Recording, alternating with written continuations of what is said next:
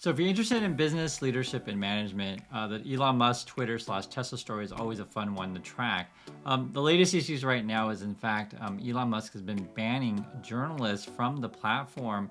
True story. So basically, he's mad that they've been covering him, and also mad that they've been covering the location tracking story. If you're not familiar with the location tracking story, basically there was a Twitter account for a while. It was run by a kid that essentially could track Elon Musk's whereabouts in terms of his private jet. So it wasn't like the guy put a GPS in Elon Musk's pocket. It wasn't like that. Just the whereabouts of his jet, and then the way our essentially government slash FAA works, you can track planes. Now, Elon Musk wasn't thrilled about that and is like basically banned that account and also threatened to take legal action. And on top of that, which is also where the story gets a little bit more crazy, Elon Musk was claiming that there was a crazy stalker after him and his family. Elon Musk took a picture of said stalker and a picture of said stalker's license plate, and then tweeted that out to all of his, followers. So I'm hoping you guys can understand the sort of irony of this kind of situation. Both, banning reporters, banning said account, and then tweeting out someone essentially information. Now, one of the things that I've always mentioned on this channel several times is I'm totally fine talking about politics as long as we talk about it in a reasonable way. For many people, this whole Twitter thing is about free speech. I want to address a couple things. So one is I like tracking the Twitter story because I like to talk about the business and leadership aspects. Can Twitter become profitable? Can Twitter make money? Can Twitter survive in the future? Can you fire a bunch of staff and still have a functioning company? That story is really fun to track.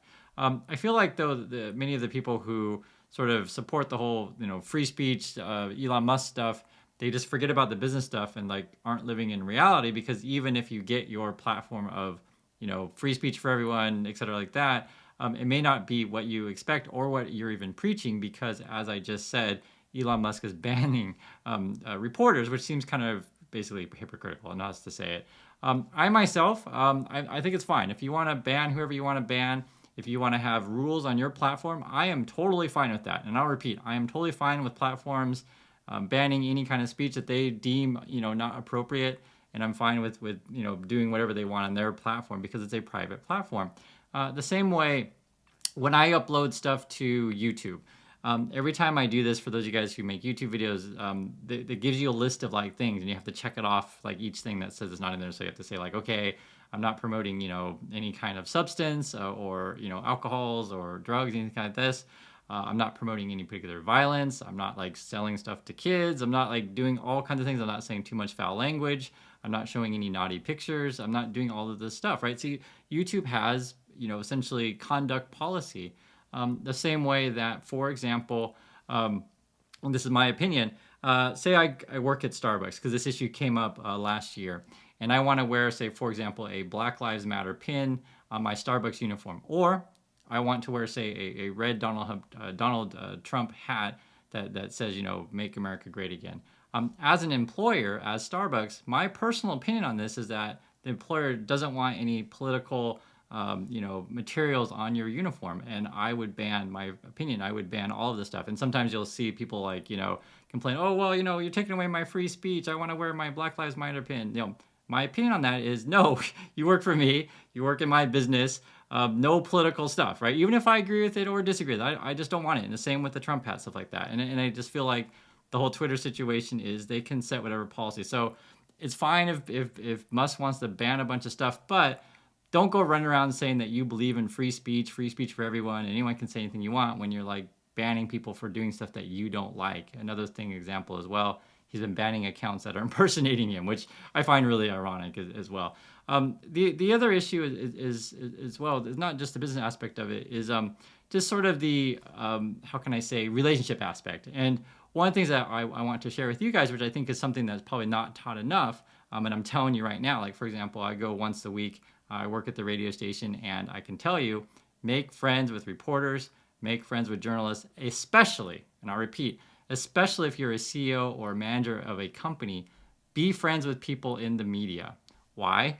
Because, as it might turn out, that these people may be more inclined to write favorable stories about you if you're nice to said people, right? Do you guys see how this makes sense? Like free PR is gold. Good PR is gold, right? So one, have a good company, do good things, but making friends with the press is a really good idea.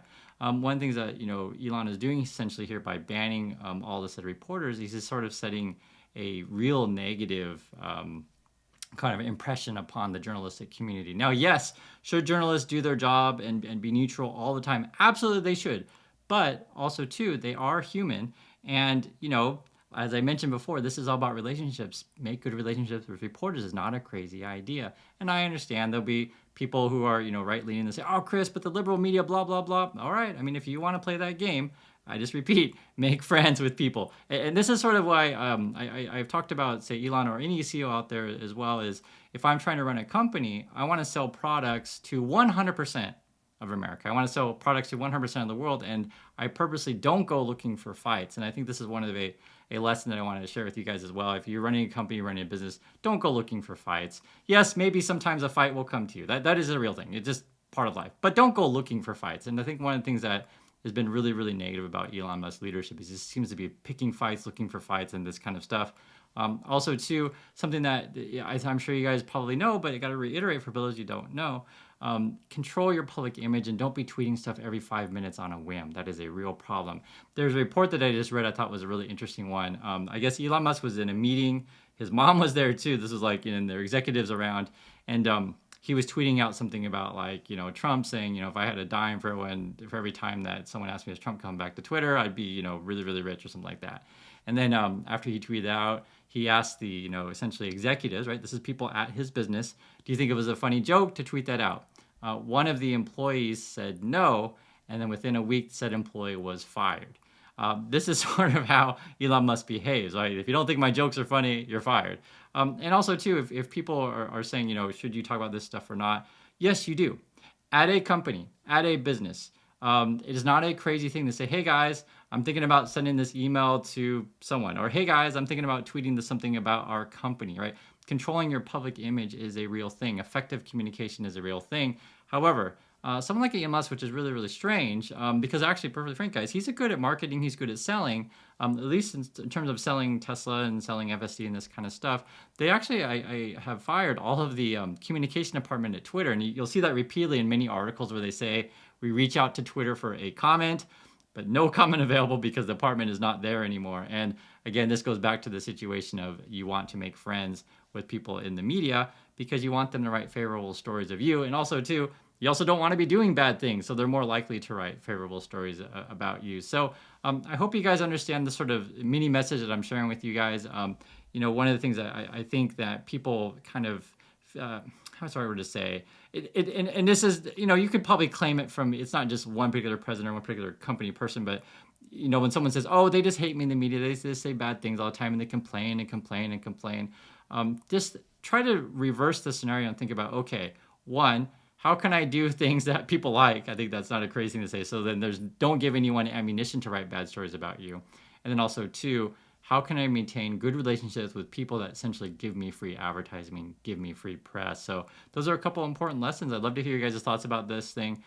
What do you think about making friends with reporters? What do you think about treating these people as essentially free employees? What do you think about that? That's how I have always treated it. That's how I always taught my students to treat it, is like whenever you have an opportunity to, state your business, state your, what you do to the media, you want to, essentially have a good relationship so they write something great about you. So I don't think that's a crazy thing to say. But anyway, that's just my opinion.